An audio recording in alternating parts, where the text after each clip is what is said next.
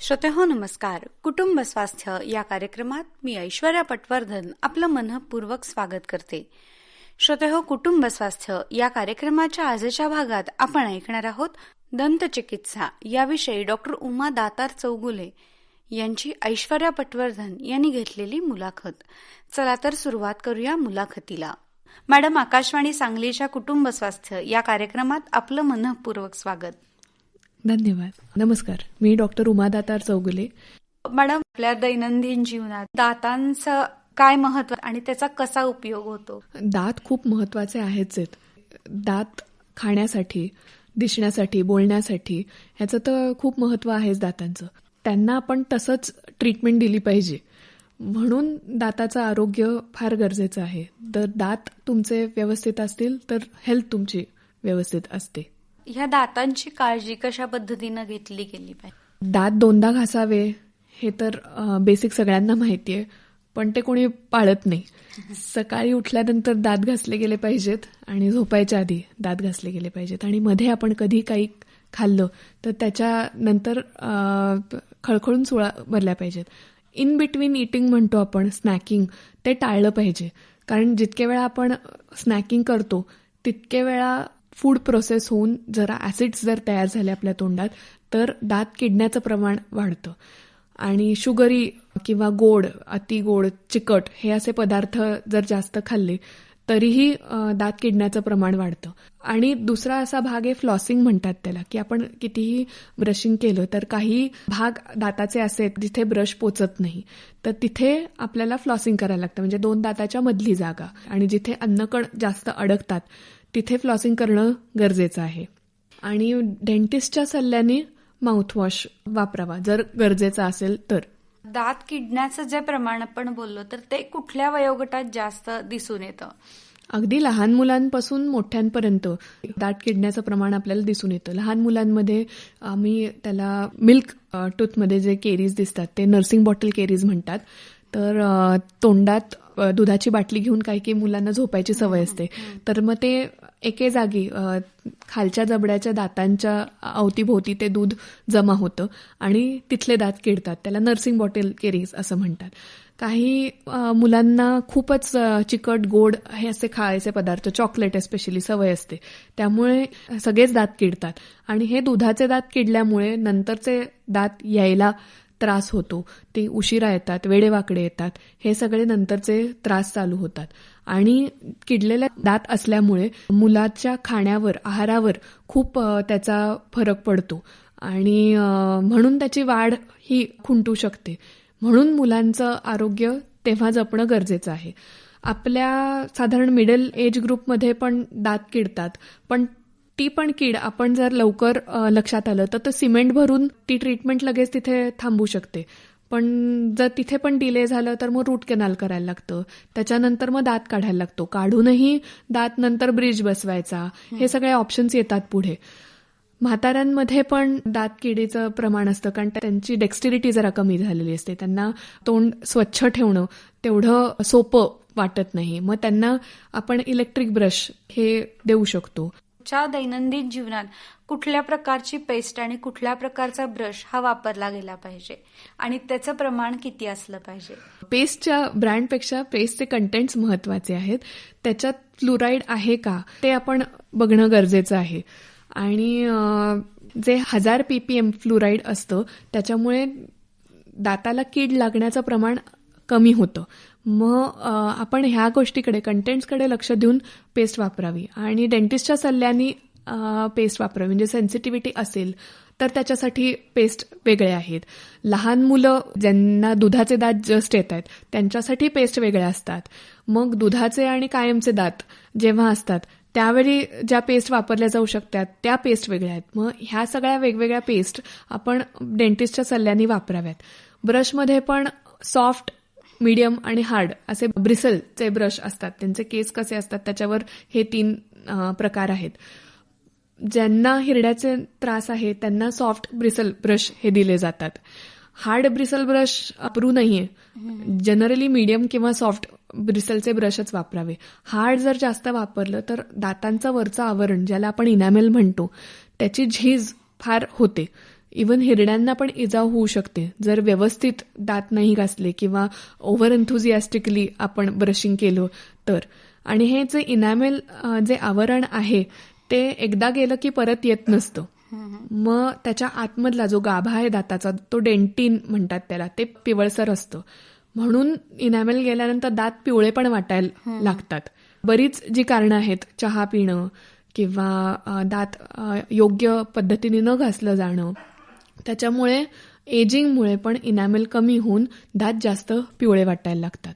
Electric brush हा लहान मुलांसाठी पण महत्वाचा आहे. तसाच ज्यांना डेक्स्टेरिटी कमी आहे किंवा जे व्यवस्थितरित्या ब्रश करू शकत नाही त्यांच्यासाठी इलेक्ट्रिक ब्रश फार महत्वाचे आहेत.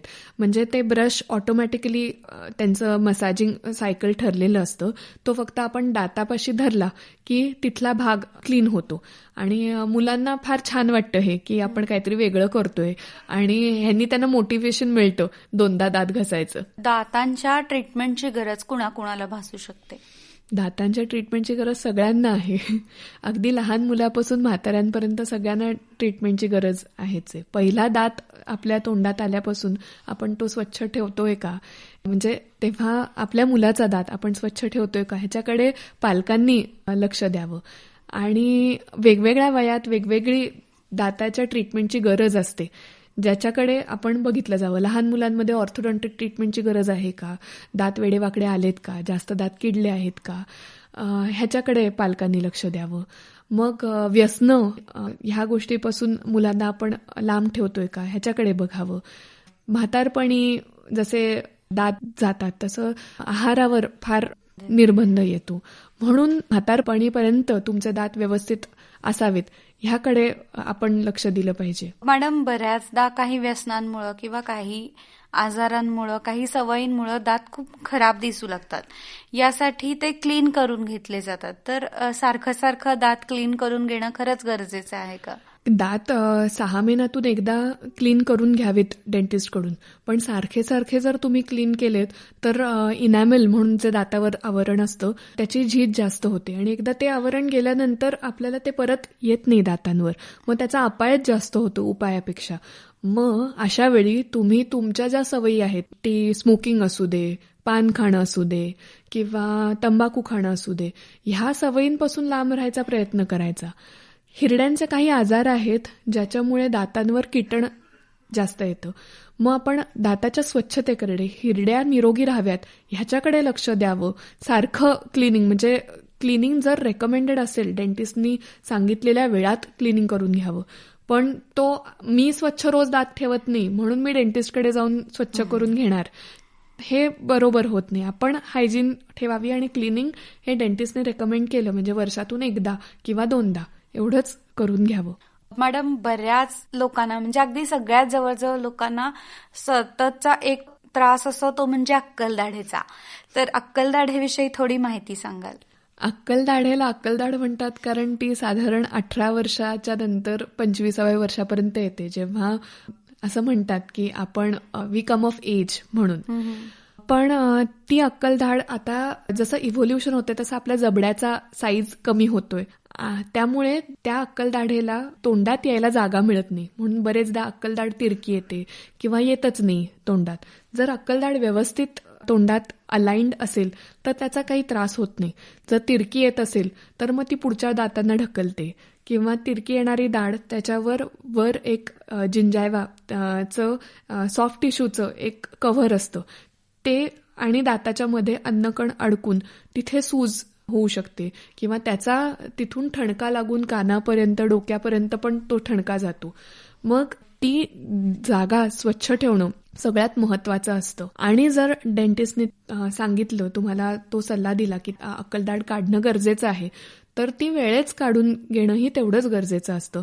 पण त्याला घाबरून जाऊन की ही मोठी सर्जरी आहे किंवा हाड काढायला लागतं, तर ते घाबरून जाऊन ती ट्रीटमेंट टाळणं बरोबर नाहीये. ती सर्जरी तशी लहानच असते, भूल देऊन तुम्हाला ती अक्कलदाढ आणि थोडा हाडाचा भाग असा काढला जातो. पण त्याला घाबरण्यासारखं काही नाहीये आणि घाबरून टाळणं तर नाहीये बरोबर. बऱ्याचदा घाबरून टाळण्यापेक्षा पुढच्या दुखणं ह्याला लांब ठेवायसाठी ह्या दाढा जो देत आहे सोसूयात असं म्हणून ती ट्रीटमेंट पुढे ढकलली जाते. तर ह्या पुढे ढकलण्याचा बाकीच्या दातांवर काही परिणाम होतो का? अ स्टिच इन टाइम सेव्हज 9 म्हणतात तसं. एक दाढ आपण तेव्हा जर काढली तर पुढे होणारे धोके म्हणजे तिथे होणारा पू, गाल, कान, घसा सुजणं, नंतर मोठी लागणारी ट्रीटमेंट, पुढची दाढ जी आहे त्याला लागणारी कीड, तिथे रूट कॅनाल, हे सगळं आपण टाळू शकतो जर आपण वेळेत ट्रीटमेंट घेतली तर. तर आता डेंटिस्ट्री एकदम पेन फ्री झालेली आहे, त्यामुळे घाबरून ट्रीटमेंट न टाळता वेळच्या वेळी ट्रीटमेंट करून घेतली तर ती थोडक्यात होते. आपल्याला लागणारा वेळ, होणारा त्रास हे सगळं थोडक्यात आटपू शकतं जर आपण योग्य वेळेत ट्रीटमेंट केली तर. प्रत्येकालाच अक्कलदाढ काढावी लागते का? नाही, प्रत्येक वेळी अक्कलदाढ काढायची गरज नसते. जर अक्कलदाढ व्यवस्थित तोंडात आलेली आहे, त्याला व्यवस्थित जागा आहे, स्वच्छ आहे, तर आपल्याला दात काही काढायला लागत नाही. काही जणांना नैसर्गिकरित्या अक्कलदाढ नसतेही, तर तसं पण आढळून येतं. पण जर त्या दाढेचा त्रास होत असेल, अन्नकण अडकत असतील, सूज येत असेल किंवा पुढच्या दाताला ढकलत असेल तर अक्कलदाढ काढणं योग्य आहे. आपल्याला 4 अक्कलदाढा असतात, त्या तोंडाच्या 4 कोपऱ्यात अगदी शेवटी येतात आणि कदाचित काही लोकांना ह्या अक्कलदाढा नसतातही, काही लोकांच्या हाडातच अक्कलदाढा असतात. मग अशा वेळी ते रुटीन ओपीजी रेडिओग्राफ जेव्हा काढला जातो तेव्हा आढळतं की ही अक्कलदाढ आलीच नाहीये. दरवेळी अक्कलदाढ काढणं गरजेचंच असतं असं नाही, पण रेग्युलर चेकअप आणि फॉलोअप ठेवणं गरजेचं असतं की ती अक्कलदाढ कशी आहे, त्याचा स्टेटस ठीक आहे का, त्याच्यामुळे इन्फेक्शन होत नाहीये ना, त्याच्यामुळे पुढच्या दाताला त्रास होत नाहीये ना, म्हणून रुटीन चेकअपमध्ये असावं. अक्कलदाढेबद्दल बरेचसे समाजात गैरसमज आहेत, तर याबद्दल काय सांगाल? बरेच जणांना वाटतं अक्कलदाढ काढली तर दिसायचं कमी येतं, ऐकायला कमी येतं. तर दातांचा, दृष्टीचा आणि ऐकण्याचा काही संबंध नाहीये. ह्या भीतीने पण लोक जनरली अक्कलदाढ काढायला येत नाहीत. अक्कलदाढ काढली तर जॉलाईन चेंज होते, आपली बाईट चेंज होते असं वाटतं, पण तसंही काही निदर्शनाचं आलेलं नाहीये. जेव्हा ती तुमच्या डॉक्टरांनी सांगितलंय की ती काढणं गरजेचं आहे तर त्यांच्या सल्ल्याने ते करणं गरजेचंच आहे. मॅडम, बऱ्याच लोकांमध्ये व्यसनांचं प्रमाण खूप जास्ती दिसून येत आहे. पुरुषांसोबतच बायकांमध्येही व्यसनं आढळून येतात. तर ह्या व्यसनांचा लोकांच्या मौखिक आरोग्यावर काय परिणाम होतो? तंबाखू, पान, गुटखा, सुपारी आणि मिश्री ही सगळी व्यसनं आहेत ज्याच्यामुळे आपल्या मौखिक आरोग्याला मोठा धोका, ओरल कॅन्सरचा धोका निर्माण झालेला आहे. ह्यामुळे कॅन्सरच्या आधीची स्टेज, ज्याला प्री मॅलिग्नंट लिजन असे म्हणतो, ओरल सबम्युकस फायब्रोसिस, ज्याच्यात 1 बोट किंवा 2 बोटच तोंड उघडणं, तिखट न सोसणं, गिळाला त्रास होणं, या सगळ्या गोष्टींनी आहारावर परिणाम होतो. मग खाल्लं कमी जातं आणि त्या न्यूट्रिशनचं, जसं न्यूट्रिशन कमी होतं तसं इतर विकार शरीरातले वाढत जातात. आणि ओरल कॅन्सरचं प्रमाण ही भारतात इतकं वाढत चाललं आहे, तो फार मोठा गहन प्रश्न झालेला आहे. आणि त्यासोबतच दातावर स्टेन्स येणं, दात झिजणं, दात पिवळे दिसणं, हिरड्यांचे आजार होणे, हे सगळ्या गोष्टीही आढळतात. मॅडम, बऱ्याचदा दाढ दुखायला लागली की ट्रीटमेंटला घाबरून खर्चिक ट्रीटमेंट आहे असं समजून डेंटिस्टकडे न जाता काही घरगुती उपाय केले जातात. त्यामध्ये कुठं काही तेल सोडणं, दाढेखाली लवंग धरणं, असे अनेक प्रकार करतात लोक. तर ह्याबद्दल काय सांगाल? हे अपायकारकच होतात शेवटी. काही पेशंट बघितलेत ज्यांनी ॲस्पिरिनच्या गोळ्या पण पकडल्यात दाताच्या इथे, दात दुखतोय म्हणून, पण तो नंतर आजूबाजूचा सगळा जो जिंजायवा असतो तो जळून जातो ती गोळी तिकडे धरून. मग दाताची ट्रीटमेंट किंवा दात जो दुखतो तो दाताच्या मुळाच्या भोवती झालेल्या इन्फेक्शनमुळे आहे. तर ते इन्फेक्शन काढल्यानंतर किंवा दाताच्या आतमधलं इन्फेक्शन काढल्याशिवाय आपलं दात दुखणं बंदच होणार नाहीये, हे लोकांना कळावं. आणि योग्य दाताची ट्रीटमेंट झाल्याशिवाय दात दुखायचं थांबणार नाही हे कळणं गरजेचं आहे. आणि ह्याच्यासाठी डेंटिस्टकडे जावं. नुसते आपण गोळ्या घेऊन, ते काही ताप सर्दी खोकला नाहीये की गोळी घेऊन बरं झालं किंवा तेल सोडलं, कापूर धरला तर ते दुखायचं थांबतं. पेन किलर कुठलीही गोळी ही दाताखाली धरतात किंवा दाताच्या बाजूच्या सल्कसमध्ये ठेवतात. त्यामुळे हिरडी आणि हिरडीच्या आजूबाजूचा जो सॉफ्ट टिश्यू आहे त्यालाच अल्सर येतो आणि त्याला थोडा बर्न झाल्यासारखं होतं. आणि हे दुसरे कुठले ऑइल्स किंवा काही घटक वापरले तरी असा त्याचा दुष्परिणामच दिसून येतो. हा गैरसमज आहे, ह्यानी हा उपाय नसून हा अपायकारकच ठरतो. अजून पण एक कुठला तरी एक प्रकार बघितला की कानातून तेल सोडलं तर तोंडातून आळी बाहेर येते. तर केरीज म्हणजे दाताची कीड ही आळ्यांमुळे झालेली नसून ही मायक्रो ऑर्गॅनिझम्समुळे होते, जे आपल्याला डोळ्याला दिसत नाहीत, इतके सूक्ष्म असतात. केरीजमध्ये तिन्ही गोष्टी म्हणजे मायक्रो ऑर्गॅनिझम्सचं महत्व आहे, किती वेळ दातावर ते आहेत हे महत्वाचं आहे, आणि कुठल्या प्रकारचं खाणं आपण खातो म्हणजे चिकट पदार्थ, अतिगोड पदार्थ, हे तिन्ही गोष्टींची सांगड घालून त्या दाताला कीड लागते. आणि ह्याचं ट्रीटमेंट ही एकच आहे की तिथे आलेली सूज किंवा तिथे झालेलं इन्फेक्शन हे काढणं गरजेचं असतं. आणि हा एकदम मूलभूत त्याचा तो प्रॉब्लेम आहे, तो सगळ्यांनी समजून घेऊन योग्य उपचाराकडे जावं. मॅडम, तुम्ही आज आकाशवाणी सांगलीच्या स्टुडिओत आलात आणि खूप छान माहिती दिली, त्याबद्दल आपलं मनःपूर्वक आभार. आकाशवाणीने मला आज इथे बोलवलं आणि माझे विचार मांडण्याची संधी दिली, याबद्दल मीही धन्यवाद मागते. श्रोतेहो, कुटुंब स्वास्थ्य या कार्यक्रमात आत्ताच आपण दंतचिकित्सा याविषयी डॉक्टर उमा दातार चौगुले यांची ऐश्वर्या पटवर्धन यांनी घेतलेली मुलाखत ऐकली. याबरोबरच कुटुंब स्वास्थ्य या कार्यक्रमाची वेळ आता संपत आली आहे. तेव्हा या कार्यक्रमाचे सादरकर्ते श्रीनिवास जरंडेकर यांना आणि मला ऐश्वर्या पटवर्धनला निरोप द्या. नमस्कार.